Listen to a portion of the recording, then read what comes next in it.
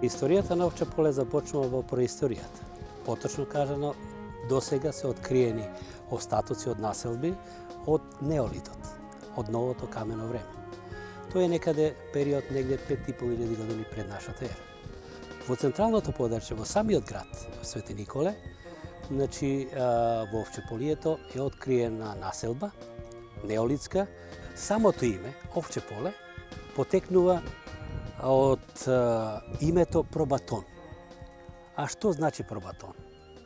Пробатон е збор кој што е составен од две посебни зборчиња, проба, што во превод значи овца, и тон, што во превод значи поле. Значи пробатон. Значи овците овде престојале од најстарите времења. Затоа и самото поле го добива името Овче поле. После овие податоци со сигурност може да претпоставите каде ве водиме во ова издание на емисијата Луѓе и места. Овчеполе или поточно Свети Николе е местото, а луѓето?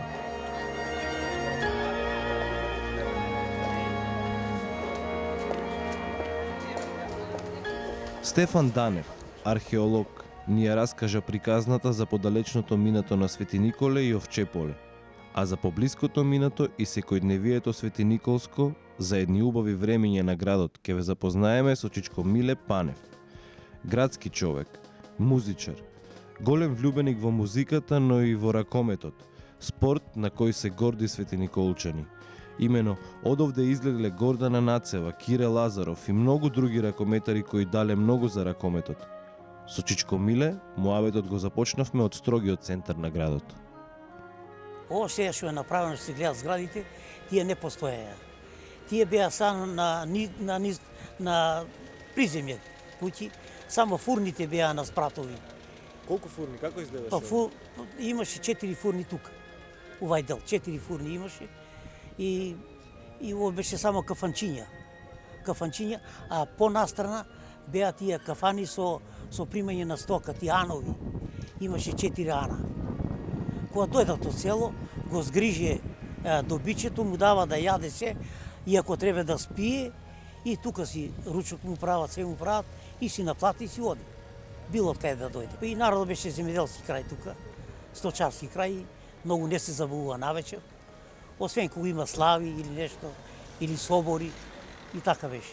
И види, луѓето тогаш повеќе беа заначиство беше, заначи имаше, па ти кажам сигурно 50 дуќана заначи. Крпеа како за јадење да има, не да се печале нешто, освен оние што беа трговски дуќани. Те што бакалници што викамо ние, по старо бакалница, тие беа погазди така. Иначе беше весело, беше убаво. Тогашното време беше многу убаво. Тогаш не имало кавји, не имало расправи, или тужби, или нешто да се некој кара, никако не е било. Беше многу убаво. Фурните тука во чашијата, они најповеќе печеа тави од заначиите. Бидејќи они имат калфи, имат чираци и они за нив обавезно спремат секој сабајле.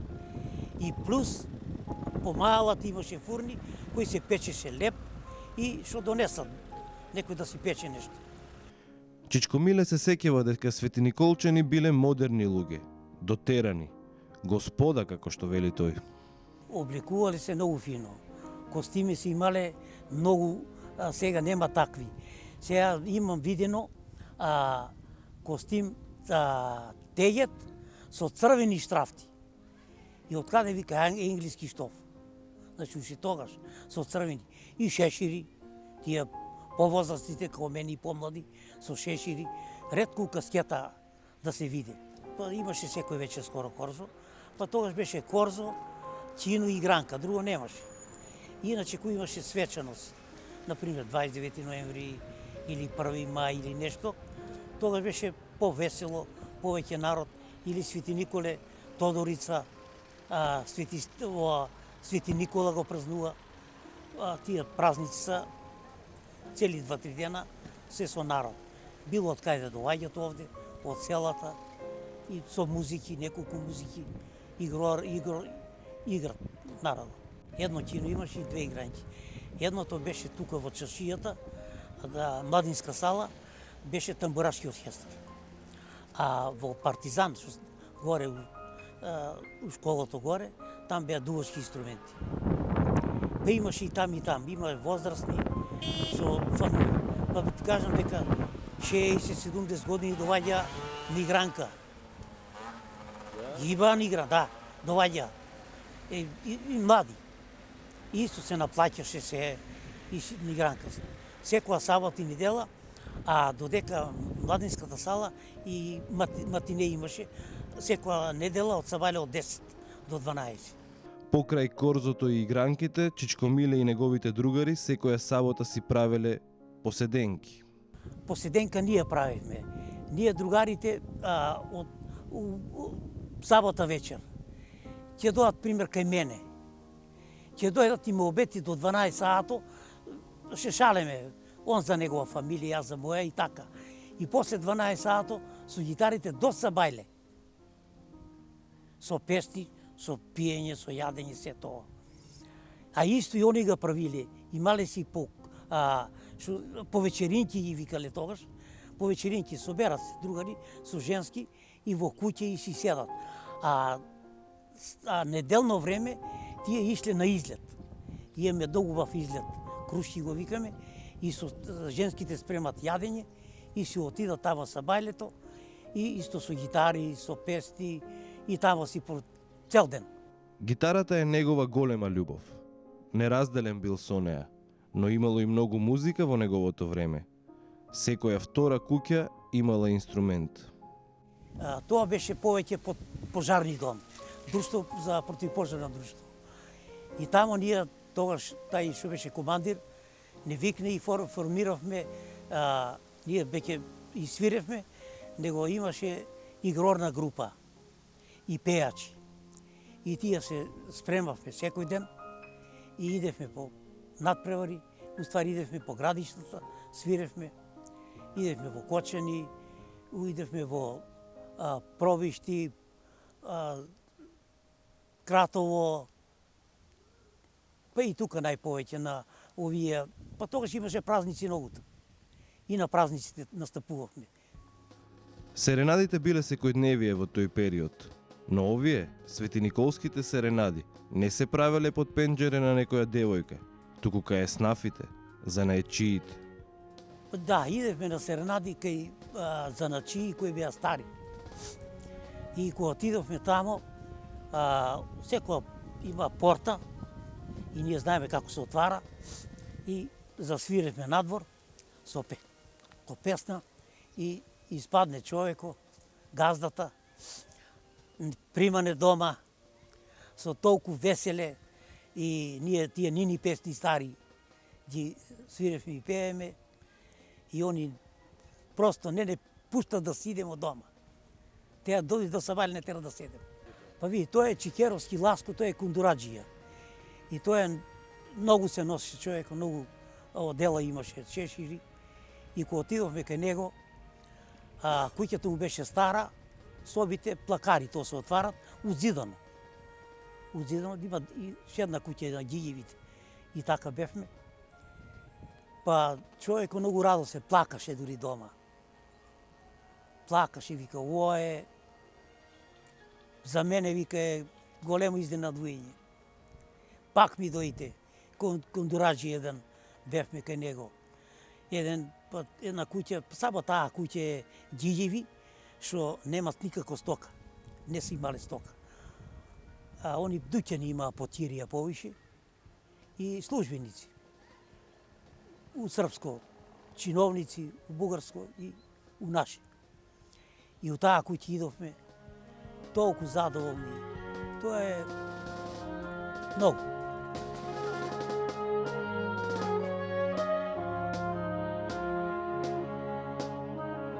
Градот Свети Николе го добил името по црквата Свети Никола, која се издига на едно ридче блиску до центарот на градот. Инаку, поврзано и битно за оваа црква е тоа што оваа црква денеска што ја гледаме е градена најновата во 1970 година, 1970 година, а под нејзе се наоѓа црквата од 1845 година, кога Свети Николе добива и пазарен ден и парохиска црква постанува самата црква Свети Никола. Пред неја, како што напоменав, од 1282 година во 13 век и црквата по која што денешно Свети Николе го добива името, а под нејзе, затоа што имаме сондарни истражувања, со сигурност тврдам дека постои базилика од 5 или 6 век на наша ера, значи во време на доцна антика.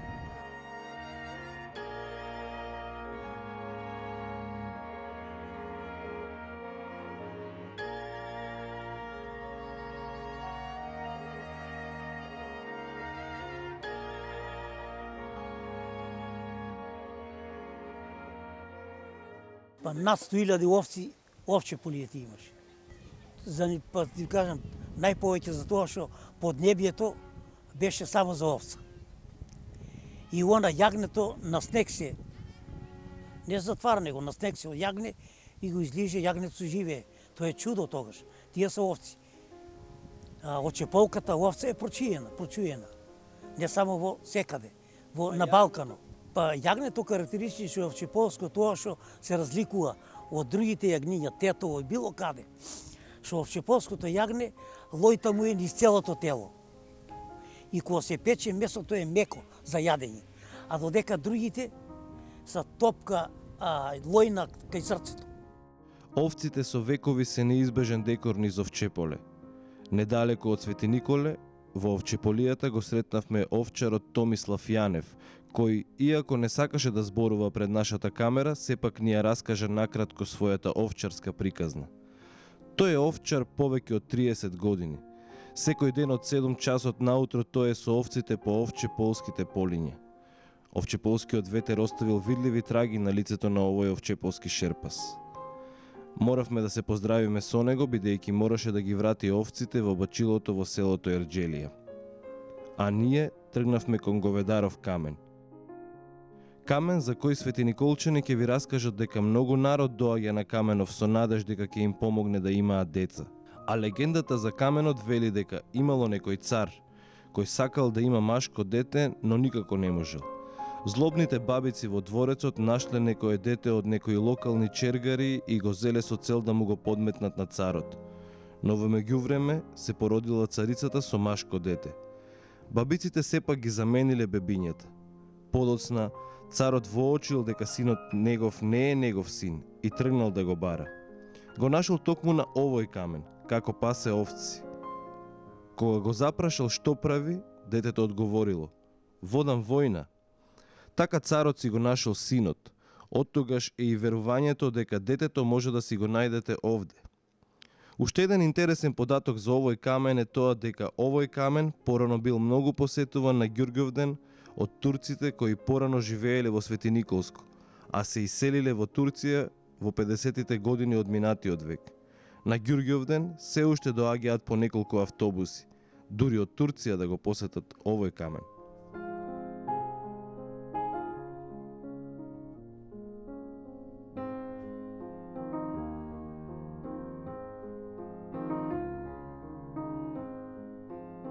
Па ние артефактите и самите истражувања кои се вршени во овој регион, во овчеполието, ни кажуваат многу. Прво и основно, ви реков и пред тоа, значи се бават луѓето со земјоделие. Со нив имаме остатоци од наоѓаме во питосите од пшеница, од фактички од култури земјоделски кои ден денеска со анализите се докажува дека во овие подрачја ти успевале. Втората работа, ако зборуваме за животинскиот свет, кој што ги има на овие терени, го има многу, И тоа се особено ситните говеда, а тоа се овците, најповеќе, и секако покрупните говеда, што значи стока, која што била присутна. И третата работа, што не ја напоменава сега, малку само ја загатнавме, тоа е фактички дека има реки и дека е во тој контекст и риболовот како составен дел, како стопанска гранка, која што нормално погодувала да генерациите полека живеат и го остваруваат својот живот.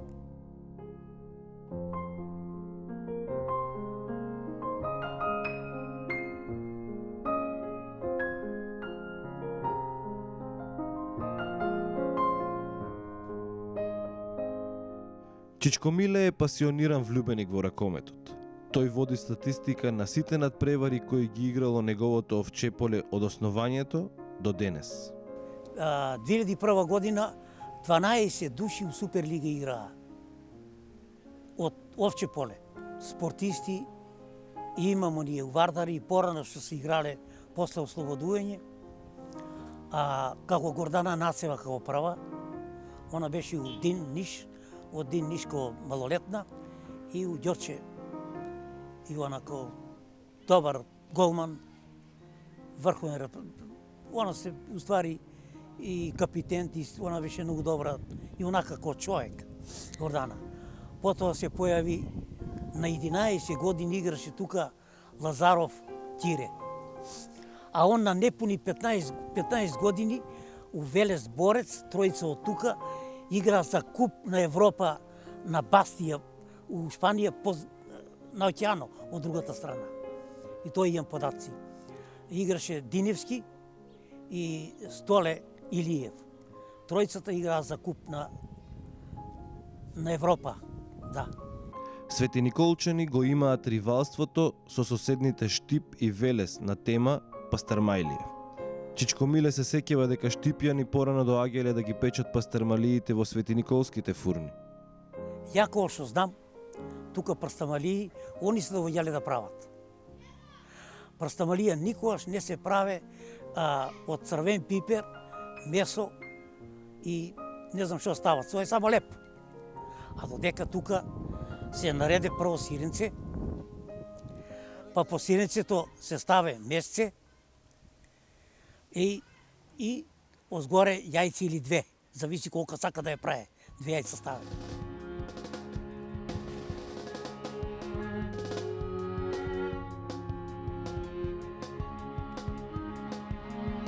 Почнуваме со подготовка на Свети Николската пастрамалија, земаме малку брашно, го посолуваме тлавчето за да не залепи. Го посолуваме исто и тестото. Вртиме прстен за да се формираат добри краеви на истата.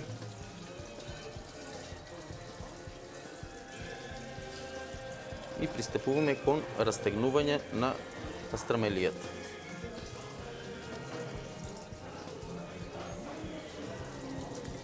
Вака добро растргнатата пастрамелија ја оформуваме добро по краевите.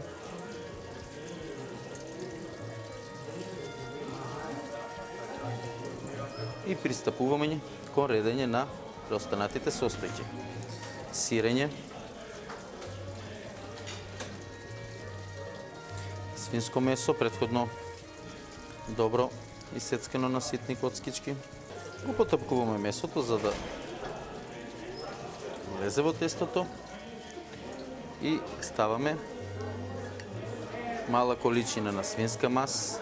Вака подготвената пастрамелија ја ставаме во рерна загреана на 250 степени за печење.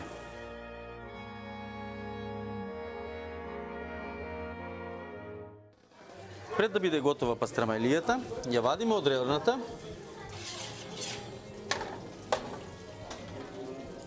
Ставаме едно јајце.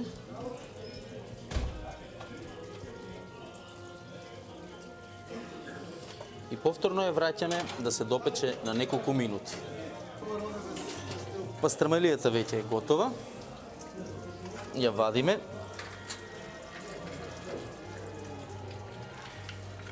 И пристапуваме кон нејзино сервирање на претходно подготвена дравена даска. Еве ова е нашата светиниколска преубава пастрамајлија. Пријатен апетит. После вкусувањето на светиниколската пастармајлија, ние го напуштивме Свети Николе. Заминавме на некое друго место со некои други луѓе.